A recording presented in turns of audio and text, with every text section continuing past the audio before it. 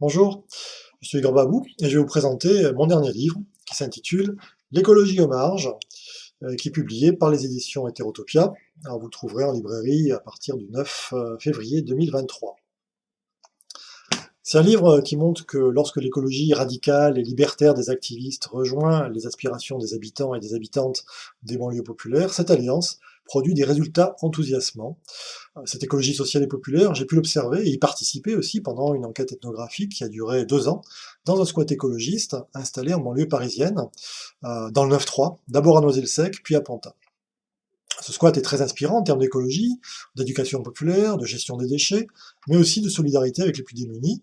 Et c'est pourquoi j'ai voulu restituer aussi bien les observations et les réflexions que j'ai pu en tirer que les ambiances de la vie quotidienne sur place. Alors pour exprimer ces ambiances du quotidien ou les manières sensibles d'habiter les lieux qui disparaissent souvent des écrits académiques, j'ai choisi une forme mixte qui s'appuie sur des extraits d'entretien menés avec les personnes et sur un travail de photographie documentaire, car la photographie était mon premier métier.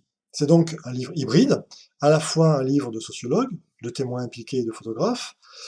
Il y a donc beaucoup d'images dans ce livre qui témoignent de manière sensible du caractère très vivant de cette écologie sociale et populaire. Alors voilà un exemple, une page, hein, on a un moment, une présentation du quartier, et puis sur l'autre page, vous voyez, ce petit enfant dans cet univers de béton un peu étrange. En fait, bon voilà, parce que dans le squat, on a énormément d'enfants, de femmes, de jeunes, une ambiance assez familiale. Alors ce squat que je vous propose de découvrir dans ce livre s'appelle le laboratoire écologique zéro déchet.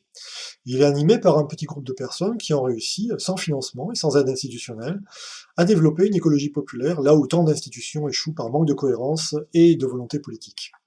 Le livre démonte aussi les stéréotypes convenus sur l'écologie qui serait réservée aux classes moyennes éduquées, alors que la banlieue et les milieux populaires auraient des enjeux de survie plus terre à terre. Bon, contrairement à ces stéréotypes, j'ai pu constater que cette banlieue populaire regorgeait d'initiatives et que ses habitants avaient déjà entamé un chemin vers l'écologisation de leur vie quotidienne.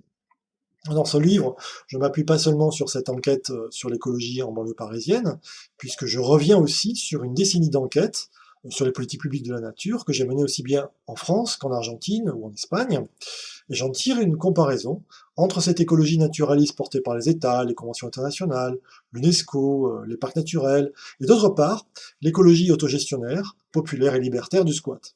Or, cette comparaison, elle montre toutes les contradictions des politiques publiques et leur relative inefficacité. J'insiste par contraste sur les réussites de modes d'action qui s'émancipent de l'État pour faire advenir une écologie du quotidien qui ne se résume pour autant pas aux petits gestes écologiques dont on nous rebat les oreilles. Alors, au moment où les États criminalisent l'activisme écologiste et les squats, ce livre démontre l'utilité et l'efficacité de ces pratiques et de ces manières d'habiter.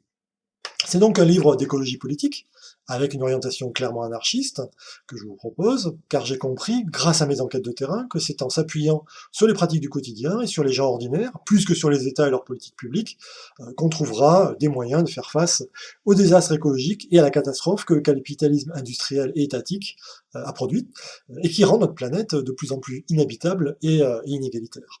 Alors j'espère que vous aurez plaisir à lire ce livre et à vous immerger dans ces photos et que ce sera une source d'inspiration et surtout d'action.